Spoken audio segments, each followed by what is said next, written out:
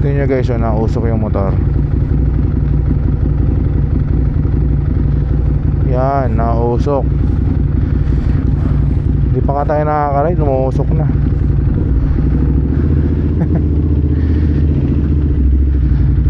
Morning pa. Ay, mga pusa.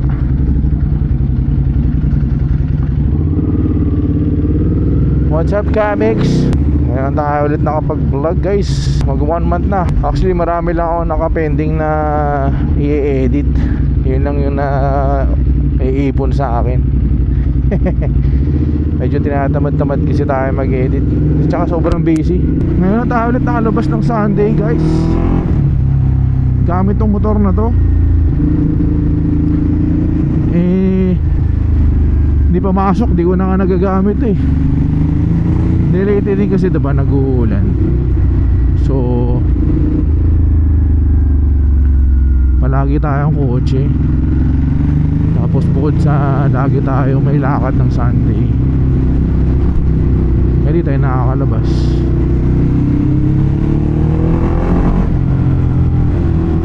Nakakamiss nakakamiss siya na parang namimiss ko kayo. Marunong po ba tayo magmotor guys? Ngayon chill Sunday lang naman ulit. Ngayon lang ulit natin makakasama sila Tito William and the Cartesiano boys. Hindi ko alam kung ano yung final destination na. Final destination, hindi ko alam kung saan yung venue namin today guys. Pero hindi naman tayo maglo-long ride today. I think city lang tayo.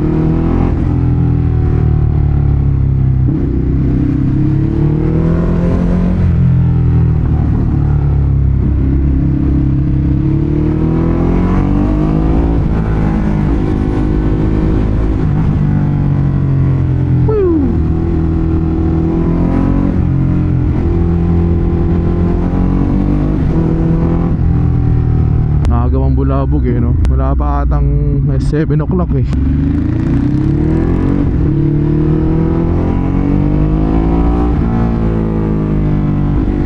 Ngayon lang ulit na i-stretch tong hyper. Stretch lang natin siya ng bahagya. Lagi lang siyang Sleeping Beauty eh.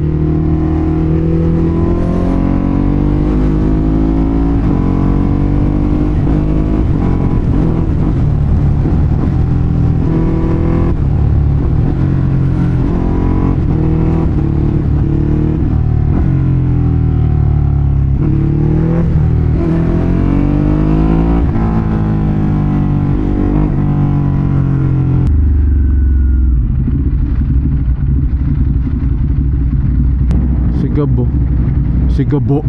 Tapatan natin Sigabo.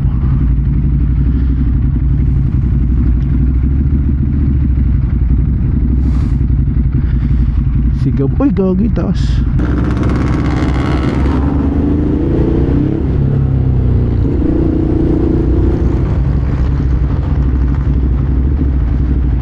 Pagas tayo guys. 595. Sila. Okay. Pinauna na ako ni Daddy kasi akala niya dito kami. Sakto lang naman. Ang baba ng ano ngayon gas 70 pesos, 69.90. Tabi natin yung 821 sa 950s. Ayan. Oh, thank you. So ito guys yung ating motor. Bagong linis yan kagabi. Nilinis ko pa yan kagabi guys. Dami ng gas kasi ulit ipa-detail eh. Napaka-pogi pa rin yan. Very timeless ng ating 821. Sayang di tayo makakasama si Doc tsaka si Prince. Si Prince, happy birthday kay Prince. Naka-birthday leave sa ride. Ayan, kasama na natin si Tito William and si Hendrik. Share ko lang tong bagong bag natin guys. Torque bag. So para siya yung dati kong ginagamit, yung Kriega. Mas komportable siya kasi napakakapal ng cushion niya dito. Tapos ang pinagkaiba lang guys, ito meron siyang pocket pa dito sa likod. Dami niyang pockets. Tapos yung concept ng default tapos naka-clip, ganoon pa din. Kasi ito waterproof pa din. So ito laman ng bag natin, yung mic natin. Meron din power bank, barya. Ayun, ganda diba? Torque ano siya, yung parang ganun pa din yung sinusukpit sa likod. Tapos yung lock niya dito guys, ayun ganda hindi siya yung typical, very secure, kaya posibleng makumalas to sa katawan nyo. Same goes dito guys. So meron kang packet dito, malaki yung capacity. Meron ka din dito. Tapos kung gusto mo naman ng mas malaking capacity, tatanggalin mo lang to. Pero di na siya waterproof. Ito kasi pang waterproof niya Tapos again, meron kang dito, packet din dito. So tatlong packet ang meron ka, marami kang pwede ilagay. Tapos yun, makapal nga yung cushion niya dito, kaya komportable pagka nakasukpit sa katawan mo. Tapos ito yung hindi hassle mag labas-labas, kasi tingnan mo, pag nalock mo ng ganyan, so yan lang yung pinakalock niya. Ito yung medyo secured. Tapos yung dito guys, isusukbit mo na lang ganyan. Yan, hindi na yung katulad dati, diba? Dalawa yung gaganunin mo, tapos ganun ka na naman. Dito, sukpit lang. Mas less siyang hassle. Yung isa kasi, so nakakaselan ako doon sa Kriga natin. Merong clip ka dito, tapos mag-clip ka na naman dito. Tapos dito, hook lang, tapos clip ng konti, dalawa. Magagamit mo na yung bag. Tapos yun, adjustable pa rin naman. Ayan. So, very convenient. Kung gusto yun ng katulad dito guys, ilalagay ko yung link sa comment section. Gamit pa rin natin tong Insta360 Ace Pro 2 natin guys. Ngayon setting natin 4K 24, from 4K 30.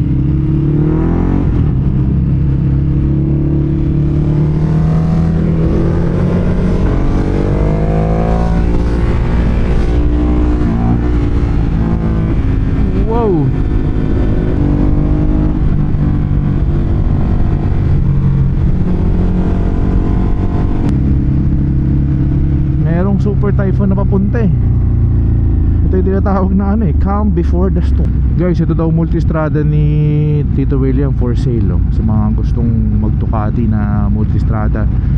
Pero I'm mistaken, 1200 2017 model. Nasa 50,000 odo na rin to. Pero bagong Desmo lang din daw to. So kung may interesado guys, mag-Ducati multistrada 1200. Ang kagandahan dyan yun yung multistrada na pareha 17 yung mag size. Kung sa akin kayo mag-i-inquire, binibenta ng 600,000 plus yata. Pero pag sa akin daw kayo bumili, babagsak ni Tito William ng 550. Oh, sak ka pa. Mamaya ikutan natin saan kami mag-i-stop.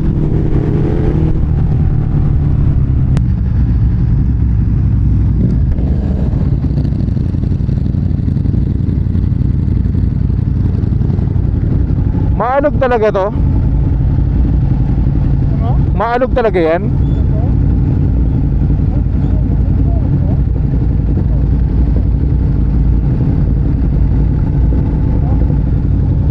Maalog talaga yan?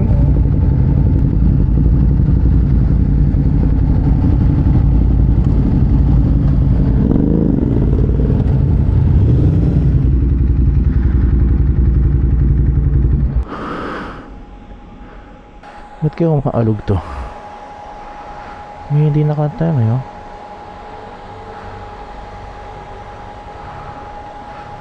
Ano po, ganyan yan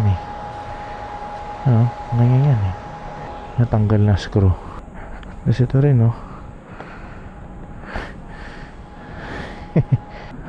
morning po.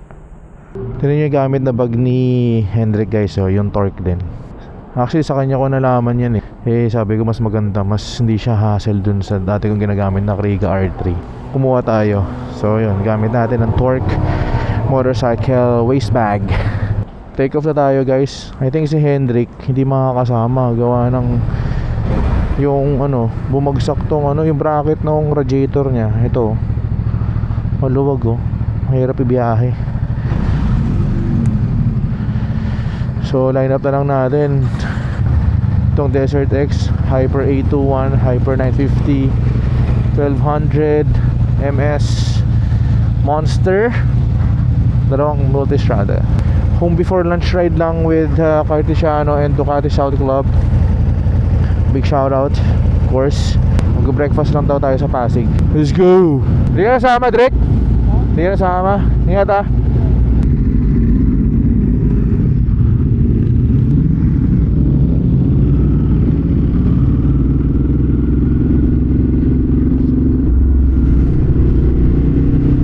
1, 2, 3, 4, 5 na lang kami from original na 8. Dami nag-back out eh. Minsan na nga lang ako makapag-rate na madami. Hindi kayo makakapag-motor sa mga susunod na linggo.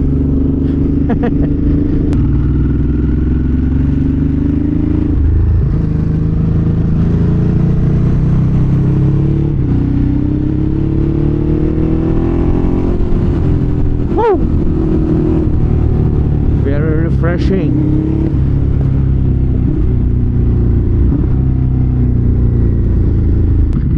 Ayaw mainitan. Ayaw mainitan, boss ah. Meron ako isang na-realize lang dito sa pagmumotor natin. Sa tagal natin pagmumotor, it's been 6 years simula nung nag-big bag tayo, and 5 years simula nung nag-vlog tayo. I can say medyo lang medyo na outgrow na natin yung magiging kamote dahil kay JB Suarez.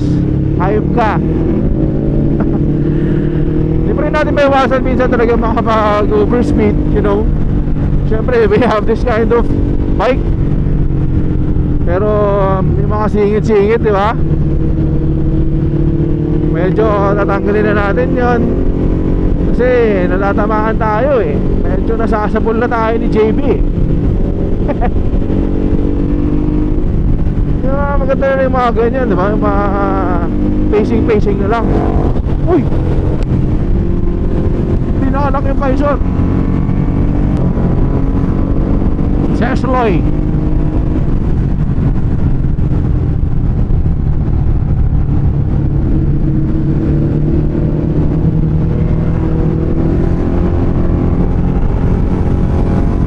Ewan mo kung advocacy na yun. Very effective, and kudos kay JB kasi nakakuha na yung market ng ganun. Basically kung ano yung mga sentimo natin as a citizen no? Pag nakakita ng kamote, siya yung parang spokesperson natin. What makes him great kasi talagang natutumbok niya yung point eh. Kasi yun yung mga na-encounter natin on a daily basis, di ba? So talagang putok na putok yung mga ganung content. Ito mga to, punta na ito Pereya.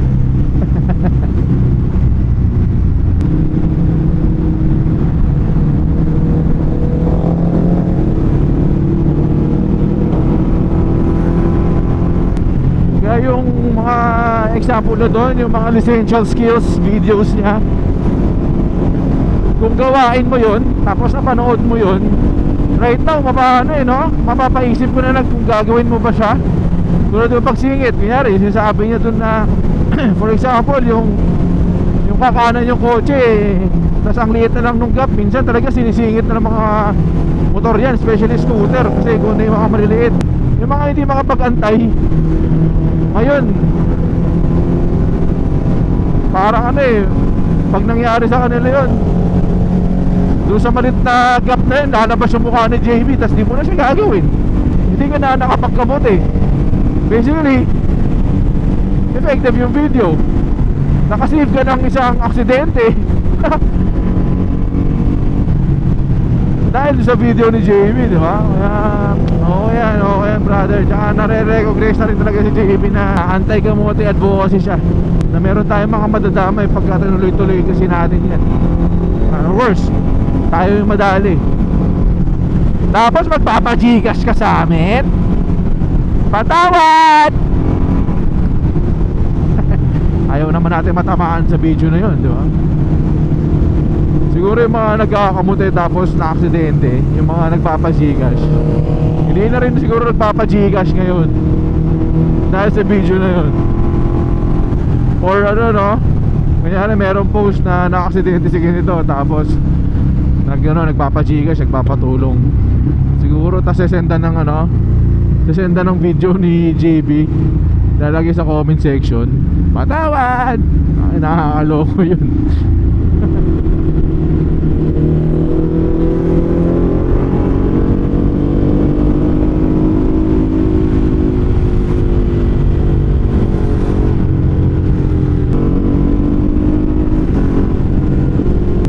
Presley again.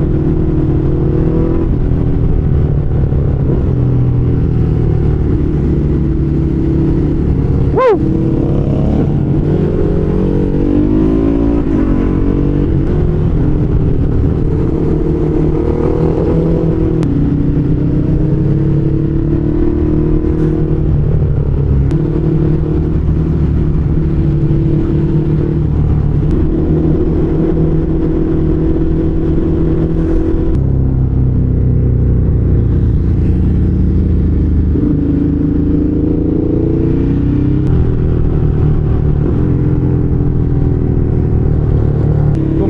Ride na nami-miss, yun yung long ride. So kung ulit makapag-motor sa mga bulubundukin yun yung mga normal natin nagagawa noon, hindi na natin nagagawa ngayon dahil napaka-busy nga sa opisina.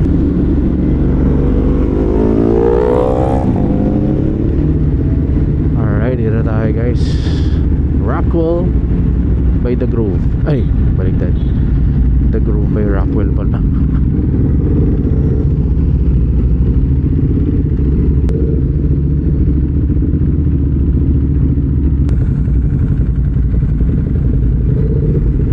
Nakatambay na rin tayo dito, fun time So dito tayo guys sa Rockwell, The Grove. Sama natin si Gab ngayon lang ulit. Shoutout kay Ayun So, kala ko sabihin mo, oh Mark. Joe, why shoutout? Anyways. Shoutout kay Kuya Mac kasi hinaram ko yung mic, yung gloves Ganda ng gloves Baka naman, di ba? Shoutout syempre sa sa Ducati Boys sa Las Vegas. Kailan kayo uwi yun? Si Kuya Boma? Si Mike. Sa si Nino, puro truck boys. Kami, wala na, busy namin dito. Ngayon lang tayo nakapag-ride do, di ba? Ngayon na lang. Ngayon, di rin nakasama si Gab, si Hendrik kasi nasira yung motor, nakita nyo naman kanina. So line up na lang namin, Hypermotard 950. Of course, yung timeless beauty ng 821. Desert XK, Aris, dito Aris. Yan. 797. 9797 guys. So maganda dito sa sa mic na to. Hindi ko na nilalapit yung At saka kahit anong modulation ng boses ko, rinig niyan. And of course, dalawang Multistrada. Ito for sale to, di ba? Sabi ni Tito, magkano yung binibenta yan? Sabi ni Tito William? 618. 618. Pero kung sa akin kayo mag-i-inquire, kung papadaanin nyo sa akin, 550 na lang daw. Sa akin yung padaanin para maka-discount kayo 550. Alam ko, ang odo nito, nasa 50k. Pero kaka-desmo lang nito. Good running condition, naka-terminyo na exhaust ka na. Multistrada. Tapos yung 17 yung mag sa harap, pati sa likod. Same goes dito, 17 din to Ito naman, 1260. 1200, 1260, 2017 model. So kung interesado kayo guys dito sa Multistrada ni Tito William, PM kayo sa page ko or comment kayo dyan sa video. Bigyan kayo malaking discount. So basically, yan yung ating lineup. Ganda nung vibe dito guys Parang nasa ibang bansa, parang nag-ride sa Los Angeles, no? Parang mayaman. Ito mayaman talaga to. Minsan tambay tayo dito, Pwede, Kasi maganda kasi, tapat ng yung coffee shop, tapat ng pwede ka mag-park sa tapat ng coffee shop. Yan, hello po. Yan, Subscribe tayo. Yan. Very good. Brother, morning, sir, morning. Yan, shoutout sa Ducati South Club, Yan. Para makasali dyan, boss. Para makasali dyan, Everybody's welcome. Yan. Join lang sa ride. Basta mga taga-South lang. Anywhere. Mag-iisip parang taga-South. Yeah. So meron tayong medyo overload. Meron tayong corned beef, tocino, longganisa, of course itlog, tapa, tapos may bangus pa. Kung mahilig kayo kumain ng mga tropa mo, mga ka-ride mo, breakfast ride, pwede kayo dito. Ulit na.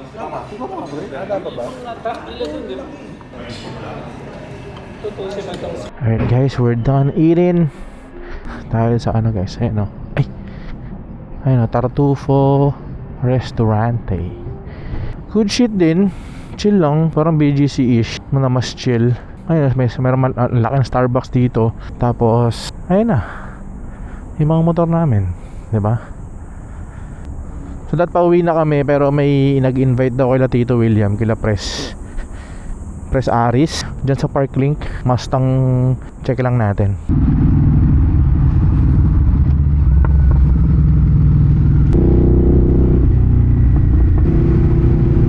Wow.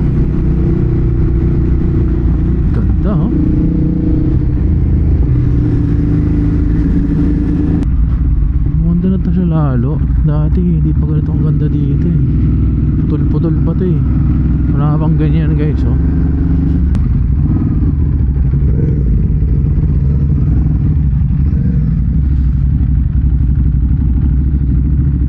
Stang guys oh. Damn. Sana all, diba? Ito yung sinasabi ni Madam Erica na ano, Cobra. Grabe, oh. Lambo. Pogi rin.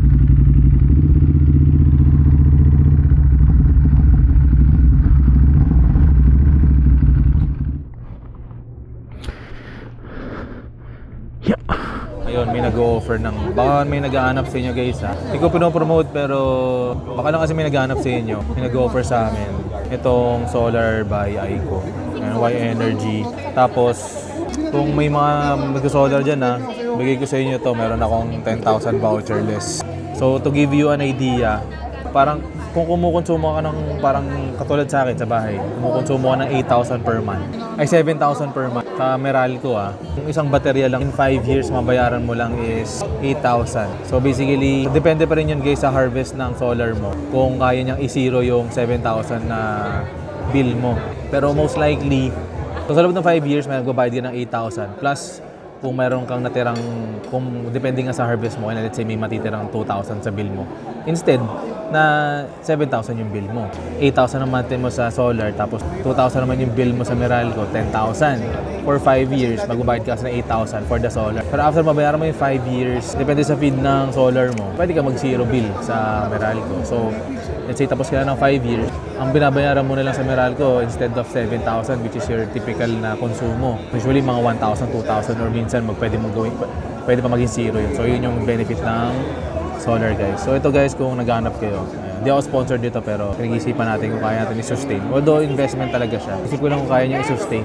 Alright ka, mix, pauwi na tayo. Tamang home before lunch right now. Big shoutout sa Ducati South Club of course, kay Pres Aris. O diba tulad na sabi niya kanina, everyone is welcome sa Ducati South Club. Pero syempre, dapat naka-Ducati ka. Hindi natin alam kung kailan yung next ride natin with them. Pero sama-sama na tayo sa mga invite ni Tito William. Ayun na kami natira pa uwi. Si Pres Aris, punta pa ng Lipayan. Hindi niya kasi kasipag. Ako Las Piñas eh, medyo tinatamad na eh. Yung palipa pa.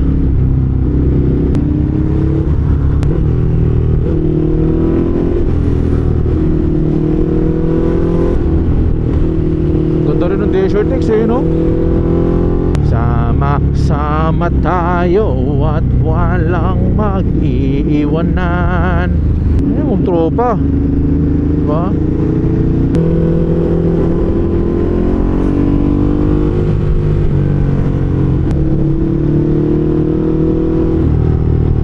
Masarap din talaga minsan tignan pagka spirited riding lang ang ginagawa niya eh. Tamang pacing lang. Hindi naman kailangan ratratan. And again, try natin i-oust yung ano natin, pagiging kamote natin or yung kamote era. Medyo kalikalimutan na natin siya.